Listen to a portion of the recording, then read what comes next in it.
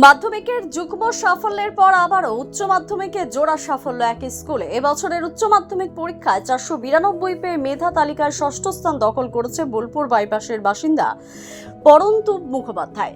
শান্তিনিকেতনের নবনালন্দা উচ্চ মাধ্যমিক স্কুলের তার সহপাঠী শান্তিনিকেতনের সুরুলের বাসিন্দা অনুভব মণ্ডল 490 পেয়ে মেধা তালিকায় অষ্টম স্থান দখল করেছে।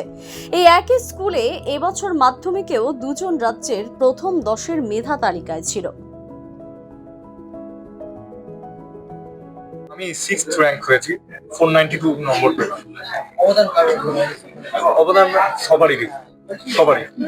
আমার বাবা মা, আমার স্যারেরা, আন্টিরা সবাই। পড়াশোনা ওরকম ভাবে কোনোদিন আমি সময়ের হিসাব রাখিনি। এটুকুই বলতে পারি যে আমি অন্তত মানে যা আমাদের স্কুলের পড়া ছিল, খুব বেশি সিলেবাস তো আমাদের আফসার হয় না, তা আমি 5 ঘন্টা রেগুলার পড়তাম। 492। বাস্কেটবল খেলতে খুব ভালো লাগে, সেটার বাজাই আমি নিয়মিত। তাছাড়া গল্পের বই পড়ি।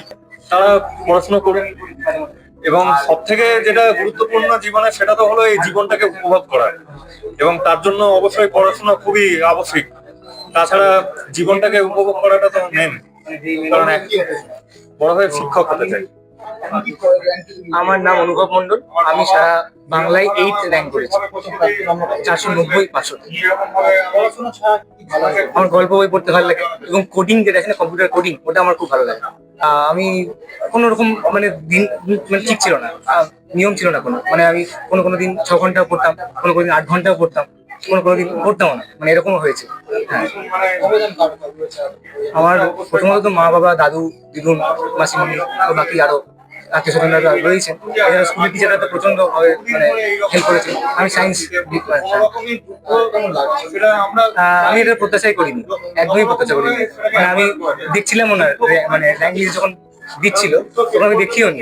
মানে আমার বাবা মা বললেন যে এরকম হয়েছে, মানে ওনারাও ভাবতে পারেননি। কারণ মানে আমি বোর্ডের কত প্রিপারেশনই করিনি, দেখতে পিওর কম্পিটিটিভ প্রিপারেশন করেছি। আমি সব কম্পিটিটিভ পরীক্ষায় দিয়েছি, তো ক্র্যাকও করেছি। তো এখন ডিসিশন নেবো কি পড়বো না পড়বো সেটা। দ্য সহজ পাঠ, সহজ কথা, সঠিক তথ্য।